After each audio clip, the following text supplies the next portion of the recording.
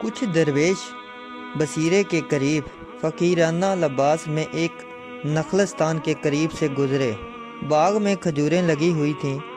ان میں ایک پیٹو آدمی بھی تھا جو بصیر خوری کی وجہ سے اکثر ذلیل ہوا کرتا تھا۔ کھجوریں دیکھ کر وہ بڑا للچایا۔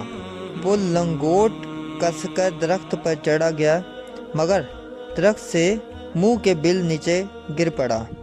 درخت پر چڑھنے والے کو ہمیشہ کھجوریں ہی نہیں ملا کرتی، کبھی کبھی موت بھی ملتی ہے۔ جس طرح وہ شخص درخت سے گر کر مر گیا۔ گاؤں کے نمبردار نے جب یہ دیکھا تو اس نے فقیر کے ساتھیوں کو برا بھلا کہا اور پوچھا کس نے اسے مار دیا۔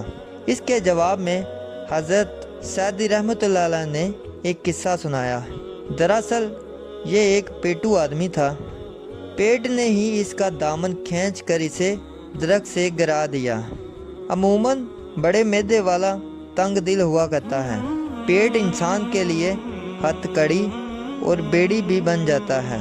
پیٹو کو عبادت بھی کم ہی نصیب ہوتی ہے، کیونکہ اسے پیٹ کے دھندوں سے فرصت ہی کہاں ملتی ہے۔ جب مکڑی کھا کھا کر پیٹو بن جاتی ہے تو اس کا انجام بڑا عبرتناک ہوتا ہے۔ ایک چھوٹے پیٹ والی ننھی سی چونٹی اسے ٹانگ سے پکڑ کر کھینچی پھرتی ہے۔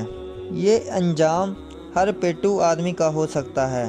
پیٹ بھرنا لا حاصل ہے، اسے کوئی نہیں بھر سکتا۔ پیٹ تو صرف قبر کی مٹی سے بھرتا ہے۔ اسی لیے شکم سیری کی بجائے باطن کو مصفا کرنے کی کوشش کرنا بہتر ہے۔ پیٹ پرستی اور شہود پرستی انسان کی بربادی کا سبب ہے۔ اسی لیے ان دونوں شہوتوں کو قابو میں رکھنا ضروری ہے۔